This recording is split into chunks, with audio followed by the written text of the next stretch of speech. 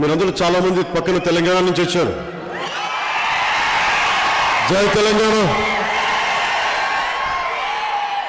మీకు తెలుసు కదా, నా తెలంగాణ అంటే గుండెలా కొట్టుకుంటుంది. నాకు ఇష్టమైన పాట తెలుసు కదా, బండెలక బండి గట్టి 16 బండ్లు గట్టి ఏ బండిలో పోతావు కొడుకు నైజాము సర్కరోడ. అలాంటి పోరుగడ్డ తెలంగాణ నుంచి వచ్చారు మీరు.